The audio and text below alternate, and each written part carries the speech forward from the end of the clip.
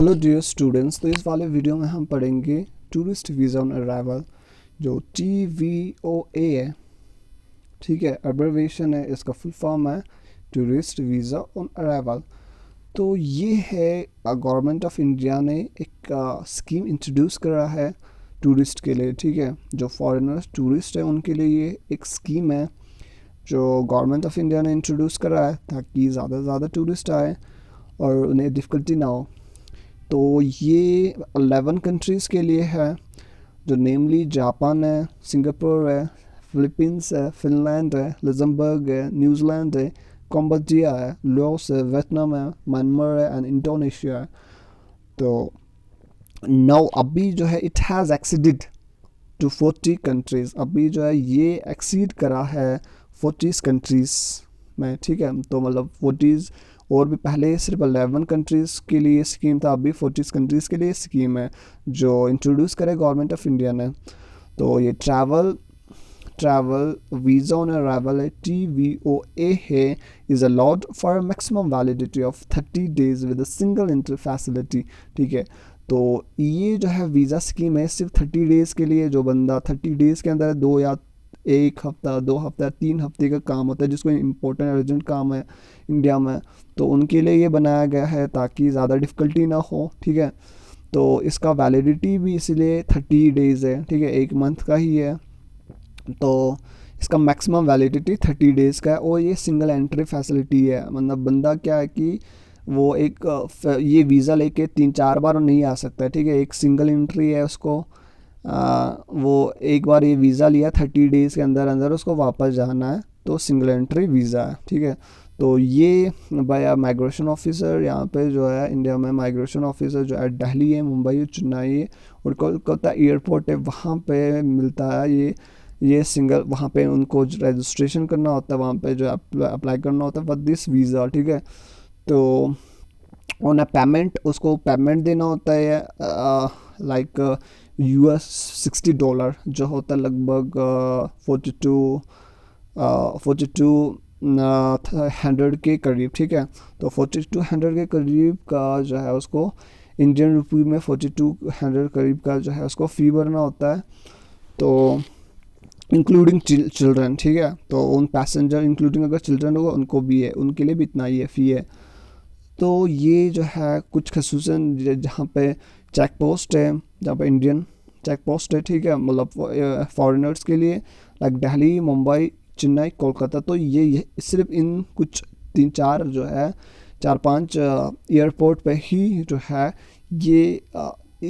ये स्कीम जो है वैलिड है। ठीक है, वो इस एयरपोर्ट के थ्रू आ सकते हैं। बाकी जो है और किसी जगह पे कोई JNK का, लद्दाख का जो है एयरपोर्ट है, वहाँ पे ये वैलिड नहीं होगा। ठीक है, वहाँ पे इस वीज़ा को लेके वहाँ पे नहीं आ सकता है। तो ये यहाँ सिर्फ दिल्ली, मुंबई, चेन्नई, कोलकाता पे वैलिड है। ठीक है, वहाँ पे जो टूरिस्ट है उसी एयरपोर्ट के थ्रू आ सकता है इस इंडिया में। ठीक है, वहाँ पे इनकी चेकिंग होगी।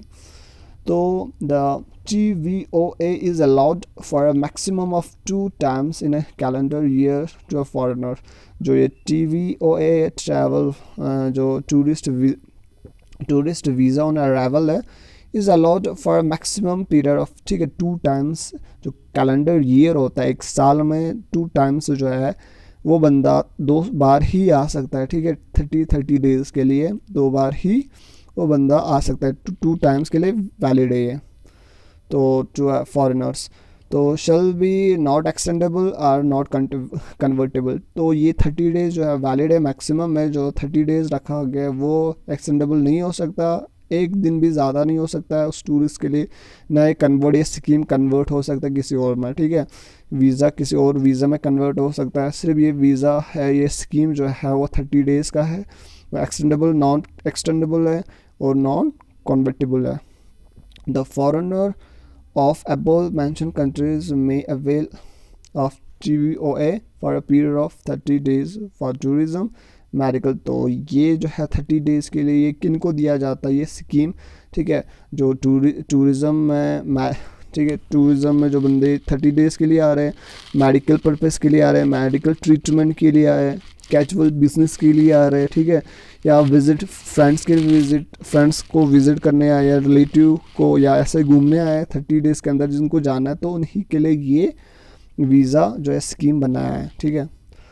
तो ये जो ट्रैवल वीज़ा जो ये ट्रैवल वीज़ा ऑन अराइवल है, ट्रैवल वीज़ा जो है ऑन अराइवल सर्विस है, is not applicable to the holders of diplomatic और ऑफिशियल पासपोर्ट। जो जिनके पास डिप्लोमेटिक ऑफिशियल पासपोर्ट होगा, चाहे वो ये 11 कंट्रीज़ है, लाइक जो मेंशन मैंने किया था, न्यूजीलैंड है, फिलीपींस है, जापान है, सिंगापुर है, जिनके लिए बनाया था।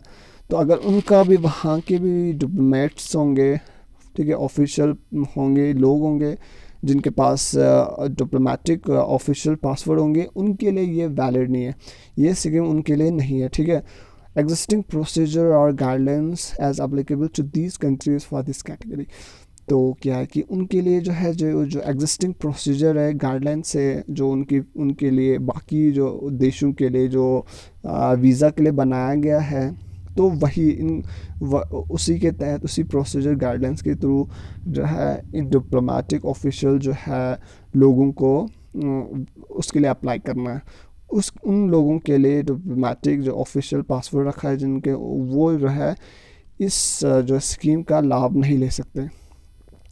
फर्दर जो है TVOA travel visa of arrival जो है ऑन अराइवल जो है is granted to the foreigners who have permanent residence or occupation in India. Such person can visit India on a normal visa as applicable, ठीक है।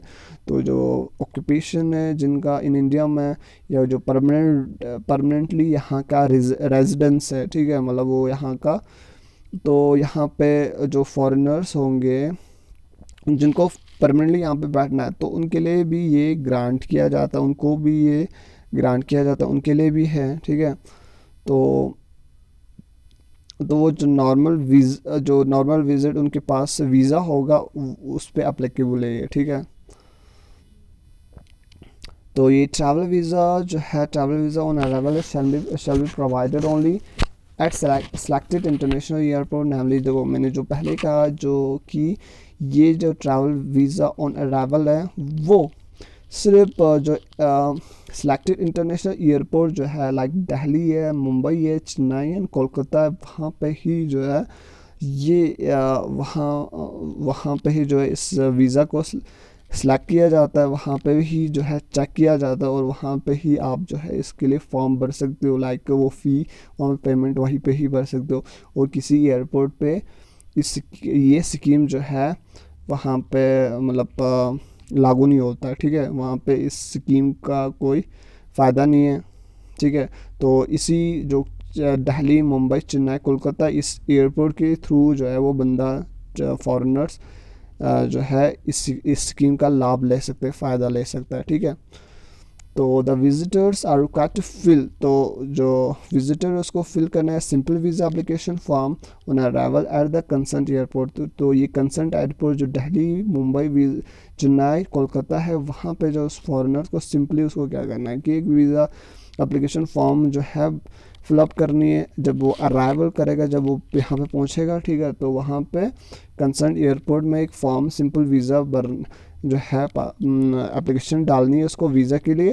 तो 1 passport size का photograph उसको required है विद एप्लीकेशन, ठीक है। तो बस थोड़ा सा प्रोसीजर, उतना जो वीज़ा में जितना प्रोसीजर अच्छा खासा लगता है बाकी वीज़ा में, तो उतना झंझट इसमें नहीं है, ठीक है। सिंपली वो जो यहाँ आके जो है वो बंदा जो फॉरेनर से यहाँ आके दिल्ली में आके, मुंबई में, चेन्नई, कोलकाता में, वहाँ पे आके उसको सिंपली क्या करना है कि एक एप्लीकेशन वीज़ा के लिए सिंपल वीज़ा एप्लीकेशन जो है फिलअप करना और वहाँ पे सबमिट करना है। साथ में जो है एक पासपोर्ट साइज़ फ़ोटोग्राफ जो है विद इन एप्लीकेशन रखनी है।